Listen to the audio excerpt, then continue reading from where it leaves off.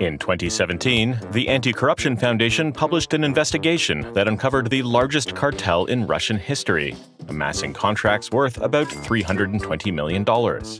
Before that, the foundation's lawyer, Lyubov Sobol, reported that the Russian Ministry of Defense hired affiliated contractors through proxies to service its buildings, maintaining boiler rooms for military camps. In the autumn of 2015 alone, more than $550 billion were transferred to these 7 companies. These companies, run by a talented businessman, have also received contracts to supply food to the Russian army, valued at over $1.2 billion. Who is this mysterious billionaire who managed to defy the law without paying a single fine? Meet a close confidant of the Russian president, Yevgeny Prigozhin. Criminal, poisoner, killer. This description is not hyperbolic. Putin's cook earned enormous wealth by lying, stealing, poisoning children, and engaging in an illegal military campaign. Yevgeny Prigozhin sued the Echo Moskva radio station for being named on air as the owner of PMC Wagner, the controversial private security firm involved in this operation. But first things first.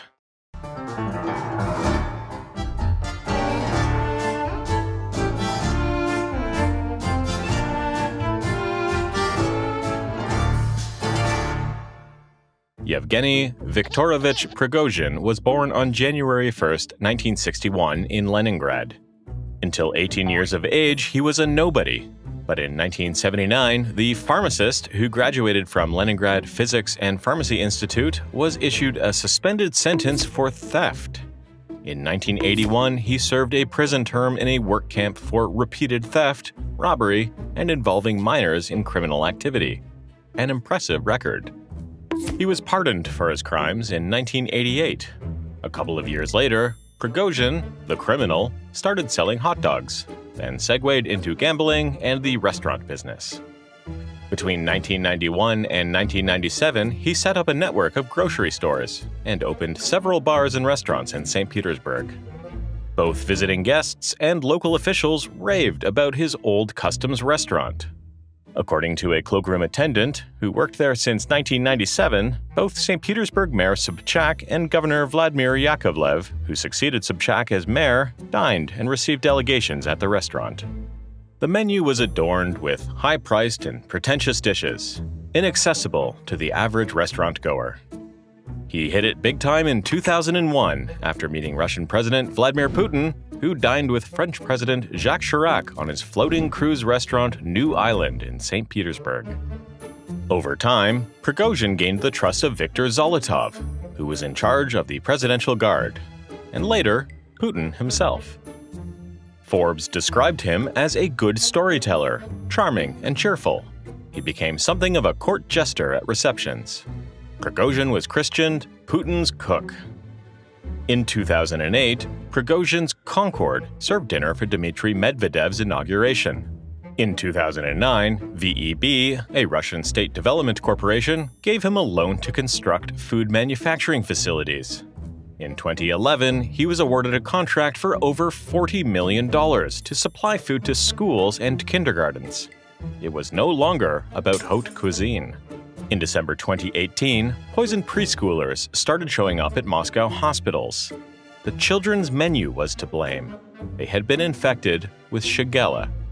Food deliveries were carried out by companies associated with Prigozhin, including Food Combine Concord and Vito One. The investigation revealed that children were given food produced with expired ingredients. Parents picketed and wrote complaints to the mayor's office in Moscow. But a month after the release of these scandalous details, there was no reaction from Moscow Mayor Sobyanin. Moreover, an outbreak of dysentery followed shortly afterward. The food supplier in that case was Preschool Nutrition JSC, a company also associated with Prigozhin. As a result of bringing the story to light, Lyubov Sobol became the subject of organized surveillance. Parents of the affected children were pressured, threatened, and bribed in exchange for silence. But the case went to court anyway, and a year later the court ruled that Prigozhin was responsible and ordered him to pay compensation. In parallel, Prigozhin filed a counterclaim against Sobol and Navalny through an affiliated company called Moscow Schoolboy, and succeeded. He demanded the removal of a defamatory video and compensation for damages to his professional reputation. Isn't the Russian judicial system strange? He admitted to poisoning children, but called the investigation defamatory. All you need to do is be buddies with Putin to turn justice completely upside down. Sergei Makhov, Lyubov Sobol's husband, was attacked in 2016. He was injected with an unknown liquid, after which he lost consciousness and almost died. The Anti-Corruption Foundation connected the attack to Sobol's investigative activities. But so far, neither the would-be assassin nor their client have been exposed. In the same year, RBC, a Russian media group, reported private military groups in Syria, operated by PMC Wagner.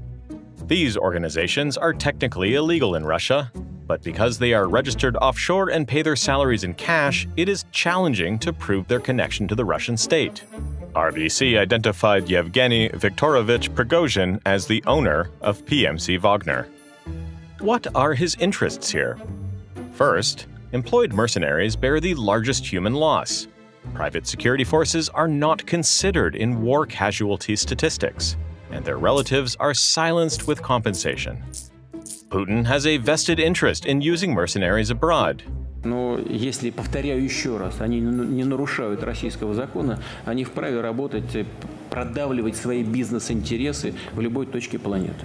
Secondly, private military companies, or PMCs, allow big business to employ armed guards to secure their facilities abroad, such as oil pipelines or factories. In December 2016, Euro Polis signed a 5-year memorandum with the Syrian authorities. According to the document, the company is tasked with freeing seized oil and gas fields, refineries, and other oil and gas infrastructure, and then to protect them. In return, Euro Polis receives a quarter of the oil and gas produced. You guessed it, Euro Polis is a part of the Prigozhin business empire. PMC Wagner operates outside of Syria as well. They have operations in Donbass and the Central African Republic, where 3 Russian journalists were killed while investigating the activities of Putin's Cook's soldiers in 2018. There were plenty of reasons to investigate: mass executions, torture, civilian disappearance, interference in CAR politics, etc. The death of journalists Orkhan Jimal, Kirill Radchenko, and Alexander Rastogev were blamed on a botched robbery. The Middle East, Ukraine, and Africa aren't the only international locations where Prigozhin has operated. In February 2018, the United States Department of Justice indicted Yevgeny Viktorovich Prigozhin, 3 law firms, and 12 Russian citizens associated with the Internet Research Agency, which the U.S. authorities claim is financed by the businessman. They were charged with conspiracy against the United States and attempting election interference. Prigozhin is the founder of a famous Russian troll factory operating out of the Leningrad region. His bots are tasked with commenting on social media to provoke debate, luring real people into the fray. During the 2016 election campaign, troll factor communities organized actual protests in U.S. cities, coordinating people remotely via Facebook by using fake accounts. The practice continued after that. The indictment was prepared by a team of prosecutors led by Special Counsel Robert Mueller and confirmed by the grand jury of the District of Columbia. Subsequently, a search was announced for Yevgeny Viktorovich Prigozhin. The FBI offered $250,000 for any information about him. In response, Prigozhin offered $500,000 for the capture of Mikhail Khodorkovsky, the former head of Yukos. Prigozhin claimed that he was a good guy and that it was Khodorkovsky who was killing people left, right, and center. The other day, Maxim Shugeli, one of Prigozhin's henchmen, wrote a report about MediaZone, an independent Russia media outlet, and requested that the organization and its chief, Sergei Smirnov, be recognized as foreign agents. He claimed the publication released inaccurate data about the spread of the coronavirus in Russian penal colonies. posted material from organizations recognized by the Ministry of Justice as foreign agents, and published material from other foreign agents, namely the Anti-Corruption Foundation, Meduza, and Agora. Shugeli also claimed that Sergei Smirnov is guilty of participating in international seminars and conferences and arranging training for other journalists. His actions are nothing more than a political order to ban the independent publication. In Prigozhin's opinion, Russians should only get news from pro-government propagandists. Putin's cook is a gangster who earns money at the cost of children's health, interferes with the policies of sovereign states, executes Putin's orders to attack political opponents, and is seeking to replace the independent press with state propaganda. He stole billions from state contracts and procurement without consequence. One can see why Prigozhin has been awarded the Order of Merit for service to the fatherland in the first and second degrees, the medal in commemoration of the 300th anniversary of St. Petersburg, and the Order of Recognition. What other lethal dishes will Prigozhin serve up to earn rave reviews from his master?